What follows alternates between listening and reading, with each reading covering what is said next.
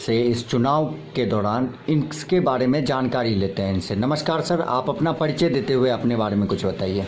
जी, मेरा नाम मोहम्मद अकबर अली है। मैं राष्ट्रीय जनता दल में प्रदेश महासचिव हूँ। अल्पसंख्यक प्रकोष्ठ में पिछले 23 सालों से मैं समर्पित कार्य करता हूँ। आप प्रदेश में सचिव हैं।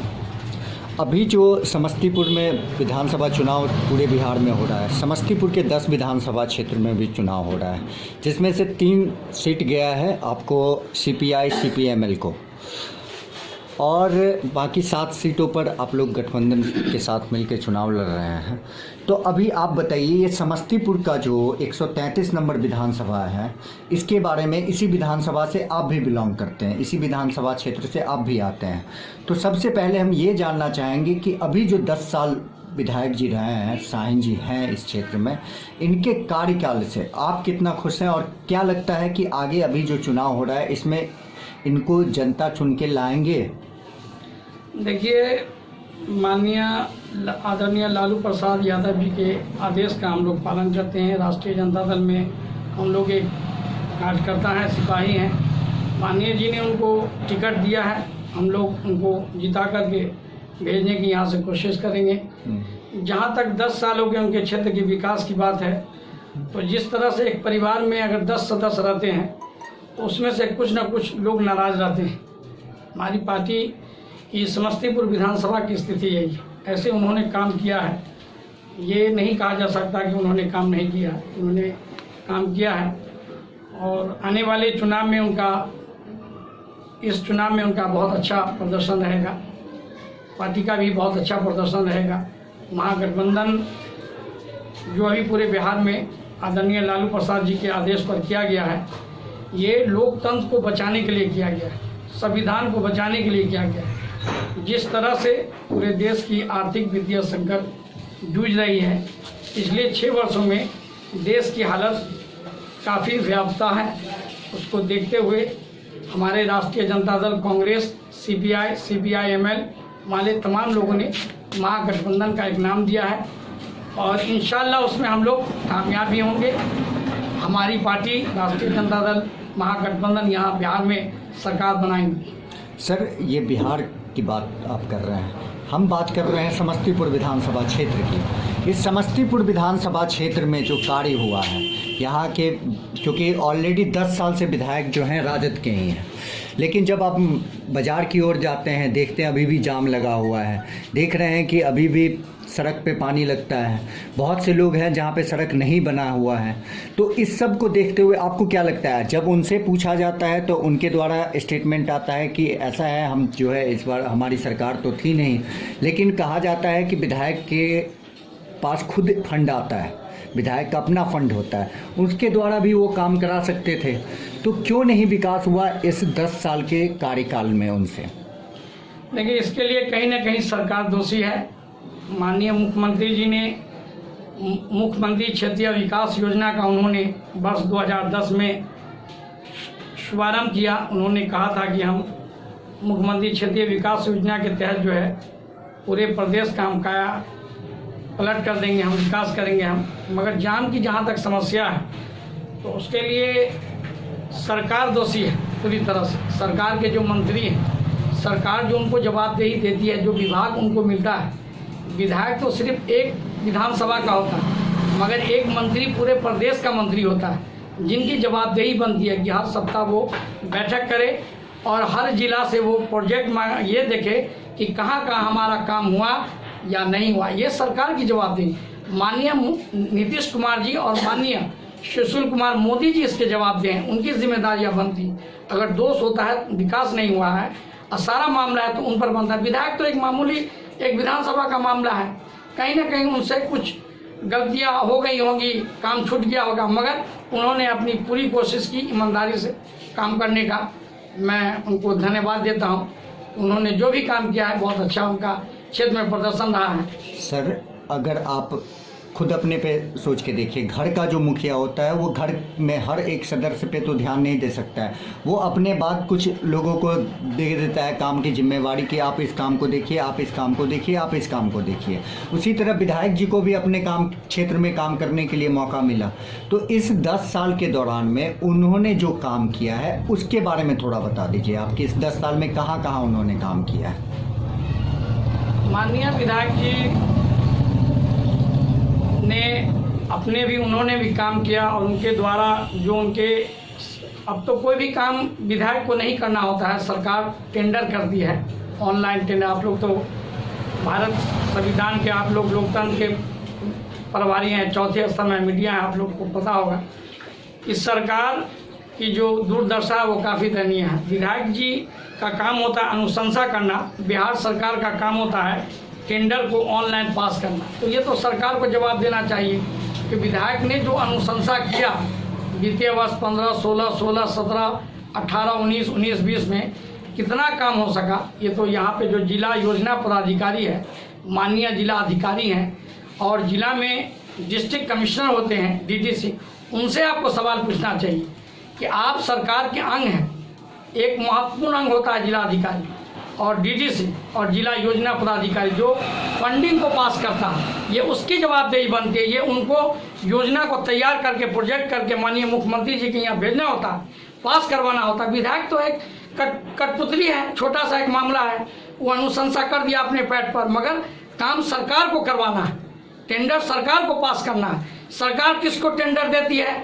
जो काफ़ी मजबूत आदमी होते हैं, दबंग टाइप के आदमी होते हैं, जो समाज के लोगों की आवाज़ दबा सके, वैसे लोगों को टेंडर दिया जाता है जो सड़क बनने के एक महीने के बाद, 2 महीने के बाद ढह जाते हैं। जैसे बड़े बड़े लोग हैं, बेगूसराय के लोग हैं, खगड़िया के लोग हैं, सहरसा के लोग हैं, मुजफ्फरपुर दरभंगा के लोग हैं, तो वैसे अपराधियों को टेंडर दिया जाता है जो डर से कोई समाज के लोग दबे कुचले जो है शोषित पीड़ित वो आवाज़ नहीं उठा पाते हैं। उसमें जिला अधिकारी तमाम बड़े बड़े जो नेताओं का हाथ रहता है उसके द्वारा टेंडिंग दिया जाता है। विधायक का उसमें कोई नहीं, विधायक तो छोटा सा प्यादा है बेचारा, वो क्या कर सकता है। 2015-20 का काम की ओर ध्यान देते हैं। 15 से 20 के दौरान जो काम हुआ है उसमें आप अभी जो इलेक्शन आया है उसके घोषणा से पहले, जब तक घोषणा नहीं हुई थी उससे पहले, मतलब कि 2-3 महीना पहले से ही विधायक जी का बहुत जगह पर रिबन कटना चालू हुआ। किस जगह का शिलान्यास किया गया, इस जगह का शिलान्यास किया गया, बहुत पेपर में आना चालू हुआ। तो क्या अब ये बताइए कि उनके अनुशंसा करने के बाद ही वो राशि आई होगी, वो काम के लिए दिए होंगे, तो क्या अभी लास्ट मोमेंट में ही हर विधायक को हर विधानसभा क्षेत्र में मिलता है पैसा, या इससे पहले नहीं मिल रहा था? नहीं, इससे पहले पैसा मिलता है। अभी तो आचार संहिता का समय है, अभी तो काम भी कुछ नहीं हो रहा होगा।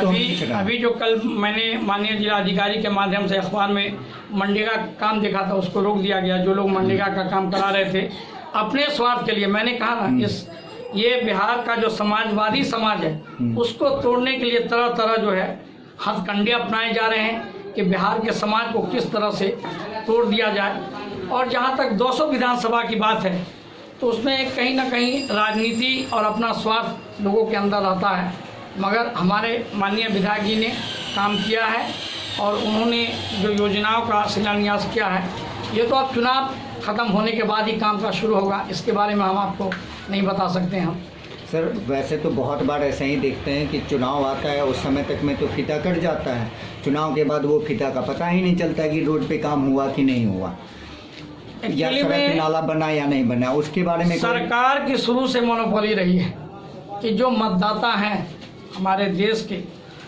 वो गरीब से गरीब होते गए और जो जिन गरीब मतदाताओं ने वोट दे करके जिन प्रतिनिधियों को बनाया, आपने देखा होगा कि अखबार में जब वो चुनाव में अपना स्टेटमेंट देते हैं, सेल्फ एफिडेविट देते हैं, तो उनकी आय जो है 3 गुना 4 गुना हो जाती है। जब शुरू में जब वो चुनाव लड़ते हैं तो उनके पास 50,000, 25,000, 10,000 लोग पैसे रहते हैं, मगर ये पैसा कभी मीडिया के लोगों ने पूछा नहीं जनप्रतिनिधियों से कि आप 5 वर्षों में अरबपति कैसे बन गए।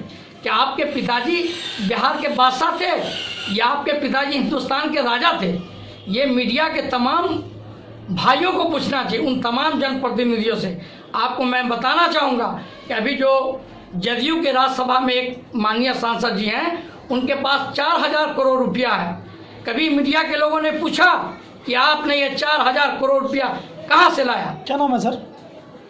उनका नाम हरिवंश सिंह जी हैं। जदयू के वो पिछले 7 टर्मों से वो राज्यसभा सांसद हैं।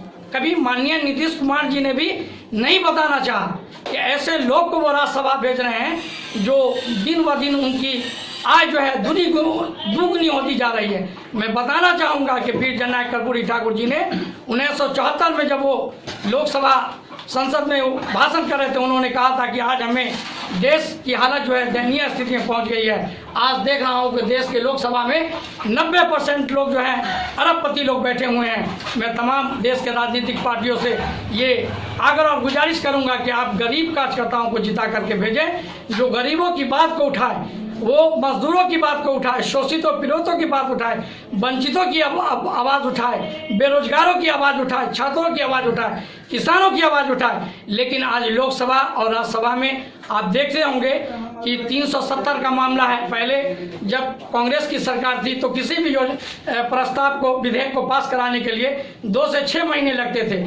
लेकिन आज जो है 1 से 2 दिनों में बीजेपी जो है वो विधेयक 370 का मामला है, आपको 3 तलाक का मामला है, आपको एनआरसी का मामला है, ऐसे तमाम मुद्दों, किसानों का मामला है, उन्होंने 2 से 3 दिनों में विधेयक जो है जबरन उन्होंने, उनकी बहुमत है अभी केंद्र में राज्यसभा में, उन्होंने किसी से नहीं पूछा, उन्होंने अपने बहुमत का और इस्तेमाल करके, ताकत का इस्तेमाल करके लोकतंत्र और संविधान को ताक पर रख करके उन्होंने ये काम किया।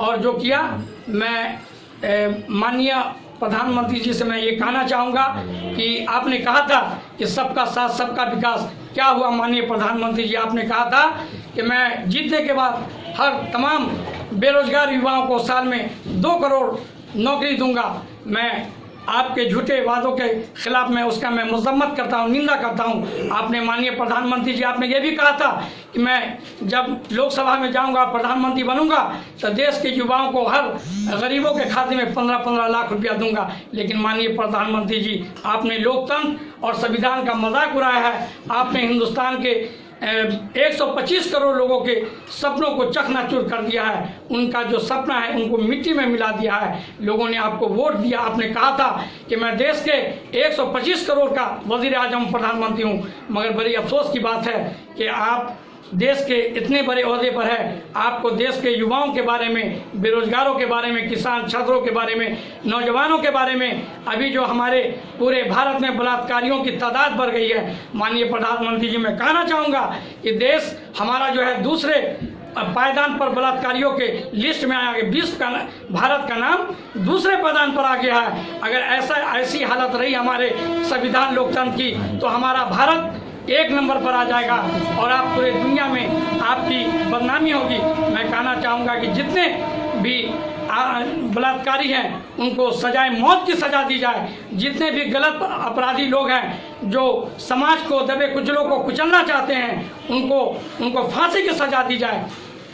सर, एक लास्ट सवाल आपसे मेरा रहेगा कि पिछले 15 साल आपके और अभी प्रेजेंट सरकार के 15 साल और इससे पूर्व मतलब 30 साल पूर्व जो कारखाने बिहार में चल रहे थे हमारे यहाँ बिहार के अंदर में, और इस 30 सालों में ऐसी क्या स्थिति आ गई जिसमें क्या नाम है कारखाने बंद करना पड़ा?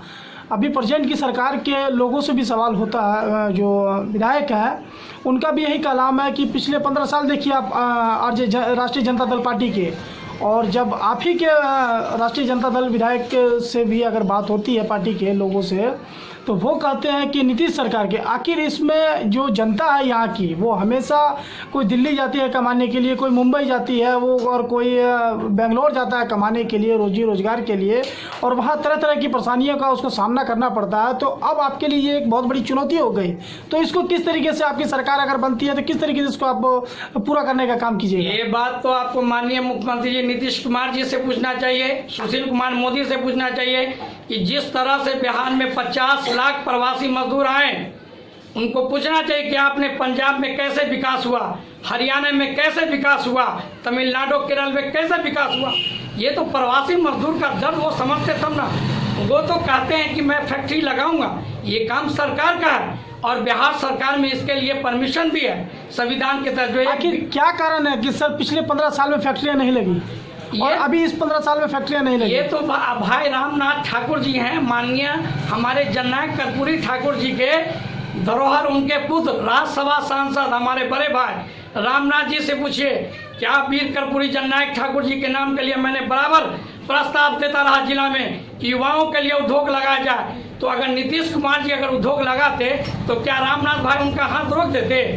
ये तो मुख्यमंत्री जी का चेहरा आरएस के वो गोद में जाके बैठे हुए हैं, उनका चेहरा सेकुलर नहीं है। अगर उनका चेहरा सेकुलर रहता तो वो विकास करते। और उन्होंने जो 50 लाख प्रवासी मजदूर आए थे घर पर जो आज बैठे हुए, कितने लोग फांसी लगा करके मर गए, आत्महत्या कर लिए, ये उनके सारे जवाब दे हमारे माननीय मुख्यमंत्री जी। सर चुनाव है, आप जनता को क्या और कैसे संदेश देंगे कि सही सरकार का चुनाव हो? मैं जनता को आपके मीडिया के माध्यम से एक पैगाम देना चाहता हूं कि आपने माननीय जनाब नीतीश कुमार जी एनडीए सरकार को 15 साल का मौका दिया था, जो आपके सामने पूरी तरह से विफल साबित हुई। मैं आपसे वादा करता हूं, आप महागठबंधन के तमाम साथियों को जहां से भी है उनके नाम पर बटन दबा करके उनको जिता करके उनके हाथों को मजबूत कीजिए। मैं आपसे वादा करता हूं कि माननीय तेजस्वी जी ने जो सपना देखा है बिहार के लिए, हम लोगों ने जो सपना देखा है, बिहार में उद्योग लगेगा, शिक्षा का केंद्र भी खुलेगा और स्वास्थ्य का के क्षेत्र में काम भी होगा। धन्यवाद।